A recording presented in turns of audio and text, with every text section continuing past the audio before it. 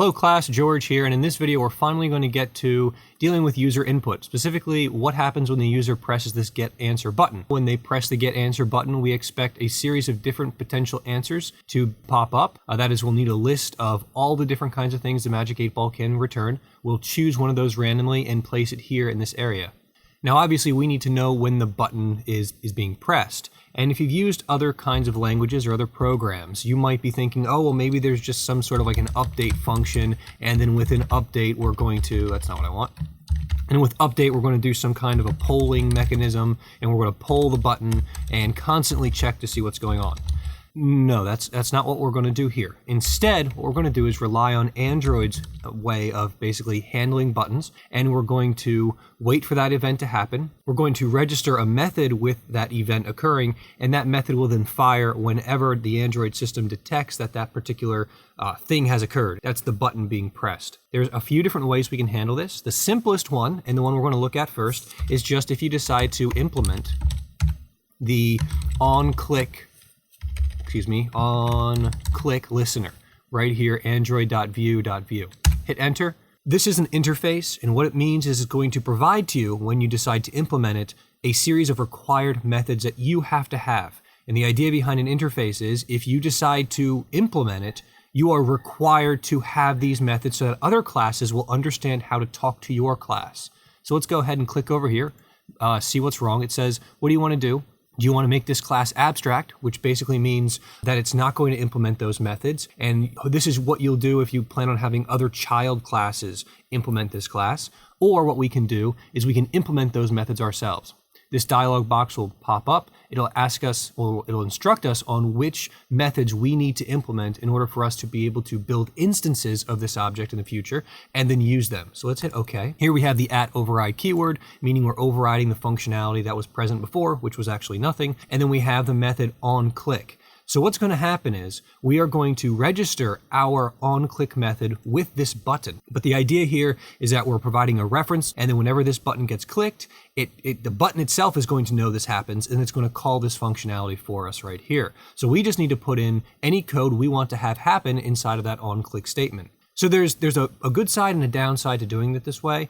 If we had more than one button, we would run into a little bit of a problem. Since we only get one onClick method in this particular case, and the button is going to be expecting that you have an onClick method, we would have to do checking if we had multiple buttons in the scene. That is, we would have to check to see which view is which. Is this view truly equal to, the fortune text, or is it equal to something else for that matter? But since we only have one button in the scene, we're guaranteed that the view that gets passed to us from this is going to be that OK button or get answer button. So we really don't need to do any checking. So the second way we can handle these different buttons is to use anonymous classes within this class. Now, whenever I say anonymous classes, especially for folks who are only a little bit accustomed to Java, they get a little scared because it's not something you typically learn in your first introductory course. But an anonymous class is great because it allows us to generate a one-shot class that doesn't have a name, that doesn't require a ton of setup, its own Java file, etc., etc., etc. Instead, it resides within our activity class and does exactly what it's supposed to do in just a few lines of code. Let's go ahead and set one of these up so you get a sense of how this works. And the great thing too is that Android Studio is going to autocomplete most of everything we need to make this function. So let's do answer button dot set Onclicklisteners. Now, we actually hadn't gotten this far previously, but we actually have to tell every button or every element we have that is going to be reacting to button presses what function it should be firing off. If we had continued to implement Onclicklistener in this case right here. So here it's yelling at us again saying, hey, implement that thing. So we're going to click here, implement it automatically for us, hit OK again. Now we have this method. If we wanted this to fire whenever that button was clicked, we're going to need to pass ourself into this.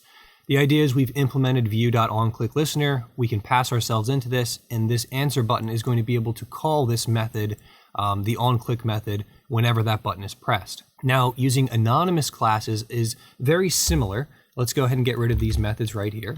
So instead of passing this in, we're going to declare a new Onclicklistener. And the syntax for this might be a tiny bit confusing. We don't have a name of the class. So up here we declare the accessibility of our class, that it's a class, its name, and then whatever it happens to extend. For an anonymous class, we're going to do a new view.onClicklistener, which is a class. And then inside of this, we're going to use curly braces.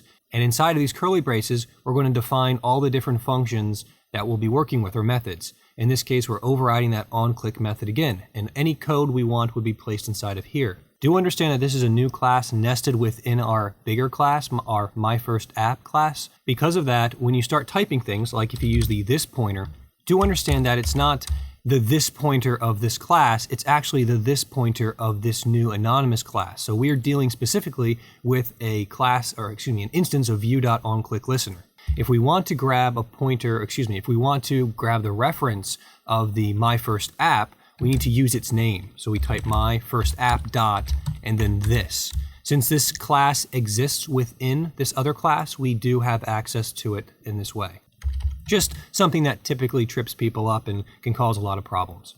All right, so now that we're in here, what we're going to want to do is grab a random set of strings. So let's go over to our strings.xml file, and we need to add a few for the magic 8-ball.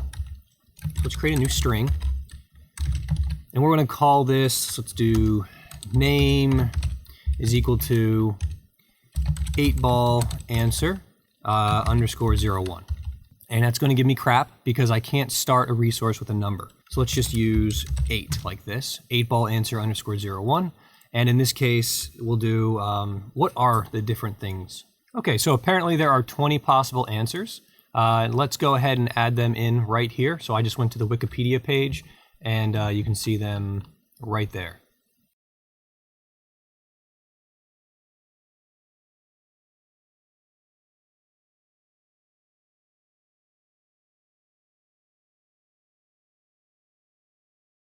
All right, there we are. We have our 20 different answers. We'll learn in following videos other ways for us to actually structure these strings so that they're stored in a way that's more like an array rather than this format. This will pose a couple problems for us. That is, we're going to end up probably using a switch statement in our other class to handle each of these different ones. But if we wanted to do something a little bit more intelligent, it would be nice if we could access these using an integer value as if they were an array. So as I had mentioned, we're probably going to want to go with a switch statement for this, but the first thing we need to do is actually get a value. So we're going to do rand is equal to new. If you don't know how something works, make sure you just Google it. You'll find plenty of development information on it. Just scroll down, take a look at different methods it offers. So this particular class, if we look down here, has a next int, takes in one parameter, int n, returns a pseudo-random uniformly distributed int value between 0 inclusive and a specified value, which is exclusive, 0 and 20. So we're going to want to create a random rand is equal to a new random instance. And we're going to want to grab a value from, let's see, we have 20 different elements. So we're going to want values between 0 and 20. So let's do int output, or actually we could just do switch. Let's do a switch statement. Switch rand dot next int, and the value is going to start at 0, inclusive of 0, and go up to our maximum. In this case, we'll have our maximum be 20, because since there are 20 of these. Inside of here, we're going to have our case statements, and for this, it's going to be, case 0, case 1, and we'll need breaks after each one. This is the tedious way to do it, but it's fine because it's our first app. What we're going to do is, based upon this value being received, we're going to want to update the fortune text. To get the fortune text variable, you can just type fortune text. And then we're going to do .setText. And we're going to set that equal to one of our R file values. So r.string. And then we're going to find magic 8-ball answers 01. Now just copy and paste this a bunch of times.